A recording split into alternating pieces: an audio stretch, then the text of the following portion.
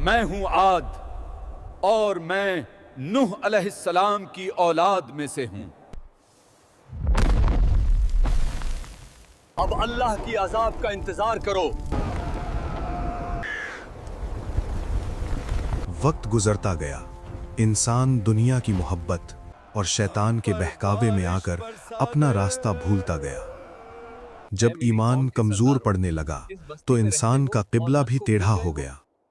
یہاں سے پھر دو گروہ بن گئے، ایک وہ جو حق پر تھے اور دوسرے وہ جو باطل کے اندھیروں میں کھو گئے۔ ظاہر ہے جب دو مخالف نظریے ہوں گے تو ٹکراؤ تو ہوگا۔ جب سمجھانے والے آئے تو بھٹکے ہوئے لوگ ان کے مخالف کھڑے ہو گئے اور یوں طاقت کی ایک جنگ شروع ہوئی۔ جب کافروں کو غلبہ ملا اور اہل ایمان پسنے لگے تو اللہ تعالیٰ نے انسانوں کی ہدایت کے لیے نئے پیغمبر بھیجے۔ یہ اس دور کی بات ہے جب سلسلہ نبوت جاری تھا، آج کی طرح نہیں جب یہ کام اب ہم سب یعنی پوری امت کے کندھوں پر ہے۔ تقریباً 2000 سال گزر چکے تھے حضرت نوح علیہ السلام کے بعد۔ لوگ پھر سے دو حصوں میں تقسیم ہو چکے تھے۔ شیطان کے پیروکاروں کی تعداد بڑھتی جا رہی تھی اور اللہ کو ماننے والے کمزور پڑ رہے تھے۔ ضرورت تھی کہ حق والوں کو سہارا ملے اور گمراہ لوگوں کو راہ دکھائی جائے۔ حضرت نوح علیہ السلام کی اولاد میں ایک نہایت طاقتور شخصیت ابھری جن کا نام عاد تھا۔ انہی کے نام پر اس قوم کا نام قوم عاد پڑا۔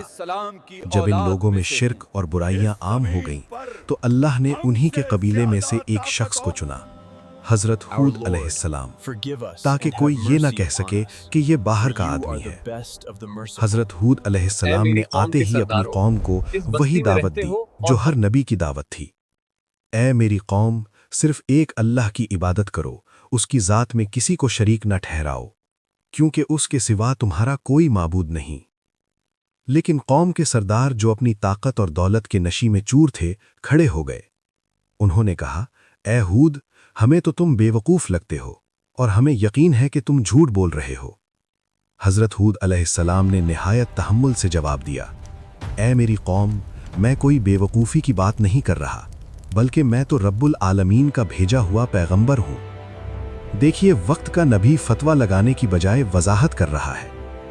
وہ کہتے ہیں، میں تو بس اپنے رب کے پیغامات تم تک پہنچا رہا ہوں اور میں تمہارا سچا ہمدرد اور خیرخواہ ہوں۔ حضرت ہود نے انہیں ان کا ماضی یاد دلایا۔ یاد کرو وہ وقت جب قوم نوح پر عذاب آیا تھا اور اللہ نے انہیں ہلاک کرنے کے بعد زمین پر حکمران بنایا تھا۔ اللہ نے تمہیں جسمانی طاقت اور قد و قامت میں وہ برکت دی جو کسی اور کو نہیں ملی۔ انہوں نے انہیں سمجھایا کہ تمہارے باپ دادا صرف ایمان کی وجہ سے بچائے گئے تھے اور آج تم انہی کی اولاد ہو کر کفر کا راستہ اپنا رہے ہو۔ مگر وہ ڈھیٹ تھے، کہنے لگے کہ کیا تم اس لیے آئے ہو کہ ہم صرف ایک اکیلے خدا کی عبادت کریں اور انہیں چھوڑ دیں جنہیں ہمارے باپ دادا پوجتے آئے ہیں؟ کیا ہم اپنے ان معبودوں کو چھوڑ دیں جنہیں ہم مشکل کشا اور حاجت روا سمجھتے ہیں؟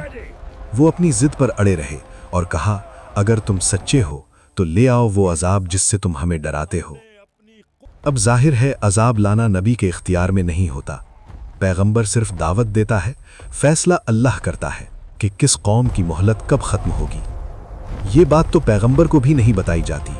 اگر حضرت نوح علیہ السلام کو پہلے دن ہی بتا دیا جاتا کہ 950 سال بعد عذاب آئے گا تو شاید وقت گزارنا ان کے لیے بھی مشکل ہو جاتا۔ یہ تو صحابہ کرام کے علم میں بھی نہیں تھا کہ دین اسلام کا غلبہ نبی کریم صلی اللہ علیہ وسلم کی زندگی میں ہوگا یا بعد میں۔ تبھی تو حضرت عمر رضی اللہ عنہ نے تلوار اٹھا لی تھی کہ جو کہے گا رسول اللہ وفات پا گئے ہیں، میں اس کا سر قلم کر دوں گا، کیونکہ اس وقت تک روم اور فارس کی سلطنتیں نہیں گری تھیں اور اللہ کا وعدہ تھا غلبے کا۔ انہیں کیا خبر تھی کہ یہ عظیم فتح ان کے اپنے دور خلافت میں لکھی گئی ہے۔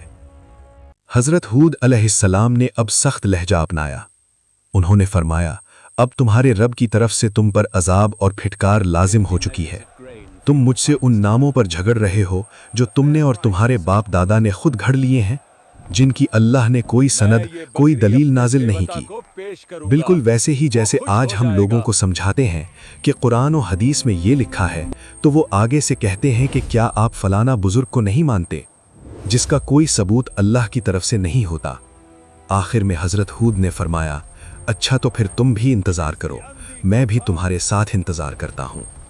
फिर वो दिन आ गया, कौम आद पर अजाब उतरा। अल्लाह ताला ने हजरत हूद और उनके चंद साथी जो ईमान लाए थे उन्हें बचा लिया, लेकिन बाकी कौम पर 7 रात और 8 दिन मुसलसल वो खौफनाक आंधी चली कि जिसने हर चीज को तहबाला कर दिया। वो कवि हैकल लोग, वो बड़े बड़े सुतूनों वाले महल सब तबाह हो गए। जमीन पर उनकी लाशें ऐसे बिखरी पड़ी थीं जैसे खजूर के खोखले तने हों। खत्म हो गया वो गुरूर और बाकी रह गई तो सिर्फ